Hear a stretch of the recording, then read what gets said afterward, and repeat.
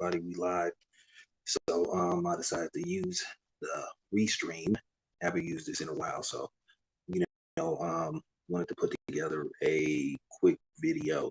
So with that being said, let's begin. I'm gonna get to this right away. I'm trying to get out here as quick as possible. So it appears that Fayetteful's retirement didn't last really 2 days before he came out and said he's retiring. I don't know, maybe he got the numbers for the pay-per-view, which I thought the fight probably was gonna flop. But at the end of the day, maybe it did better than a lot of us anticipated. Maybe there is a spot for Sunday night pay-per-views, you know, but I thought it wouldn't do that good due to the fact that, it's Sunday going into Monday. Well, it's now Wednesday now. So, you know, he didn't even stay retired a full day before he decided to come out of retirement. At the end of the day, dude is a troll and he is a publicity hoe. But at the end of the day, we all know based off what we saw, and if you got any kind of sense, we already know that fake Pauls, uh, we're gonna have a serious reality check. But I guess maybe Showtime may offer him enough zeros where he may do it a couple more times. But we already know that if he doesn't fight, Tyron Woodley again, more likely he'll find a smaller, washed up MMA fighter to fight because we know he's not going to get in the ring with an actual boxer. He already has proved that. But at the end of the day, he's an actor. Keep in mind. So he's basically trying to sell a product of himself being a real actual fighter. And he knows that he can manipulate the casuals and then his fanboys who are going to defend him and who will not see any wrong in him whatsoever. They will put this on everybody else, just like everybody trying to put this on Tyron Woodley. Keep in mind, he was supposed to knock him out. Like I said, the spotlight was on Fake Paul to get the knockout and try to promote himself as a knockout artist, and he was the one that damn near got knocked out. Um, Basically, the ropes held him up. They had an inexperienced referee. He was, he had all the perks of fighting in his hometown. So, you know, um, so he had pretty much everything go his way. So, with that being said, I don't know how long this is going to go on, but eventually he's going to have to get in the ring with a real fighter, you know. But I think it's going to get to the point to where I don't think the actual fighter may get in the ring with him because they feel like, damn, we giving this dude a payday and we giving this dude free publicity. But at the end of the day, if we would get the fights that we want, then we wouldn't have this problem because it's looking like more than likely we're not going to get Bud versus uh, um, Sean Porter, and that's unfortunate. What I've been told, they may possibly be a rematch with Dennis Ugas and Sean Porter.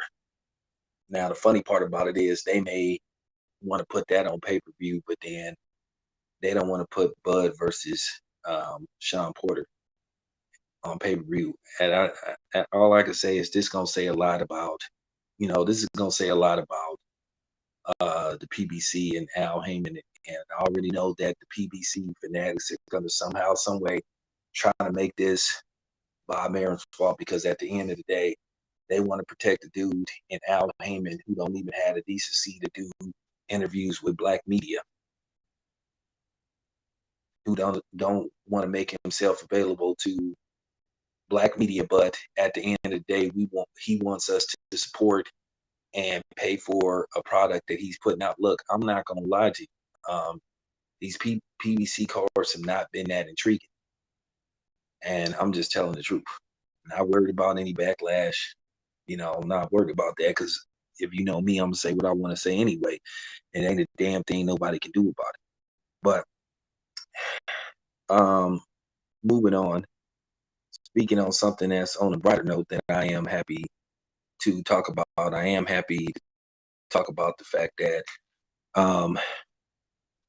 we get Jamel Herring versus Shakur Stevenson October 23rd. And that fight is official, and I'm happy to say that fight is going down October 23rd on a Saturday. So the ATL once again opportunity has came your way. At the end of the day, man, let's try to buy as many tickets as possible. Try to fill up that arena and show that there is a marketplace for the ATL as far as bringing in big time fights. You know, with any fighter not named Tank Davis. No issue with Tank whatsoever, but I feel like this is an opportunity to make Atlanta another optional marquee city to put big time fights in, especially if it's a black versus black fighter. So, like I said, the tickets go on sale September September the 10th. I am going to heavily try to promote this fight because at the end of the day, it's a fight between two black fighters. One a workhorse, ex military, and Jamel Herring, and then up and coming superstar in Shakur Stevenson. So this is gonna be a hell of a fight, man. You're gonna get your money's worth. This is gonna be a great fight. So, once again, for the ATL, you know, show up, show out. You know what I'm saying? Let's try to at least sell 10,000 tickets, man. This is gonna be an event. You know what I'm saying? So, like I said before, man, this is up to the ATL, man. The ball's in y'all court, man. It's up to y'all to come to these fights, support these fights. Because, like I said, if they sell a certain amount of tickets, they turn a nice profit. They're gonna be like, okay, let's go back to the ATL. Because at the end of the day, Vegas should always be an option to host marquee fights. So who knows? They do some good numbers, and the ATL with Shakur Stevenson and Jamel Herring, like I said, somewhere down the line, hell, you could possibly see Bud versus Josh Taylor down there. As far as Bud versus Errol Spence go, like I said, based off what I'm seeing right now, it's just obvious that they just don't want to make certain fights. People just gonna have to accept the truth and stop making excuses, because at the end of the day, it's getting on my nerve. It's getting on my nerve when people come to my channel making excuses for certain fights not happening. And this isn't about me defending Bob Arum or defending Eddie Hearn. This is about me stating the obvious.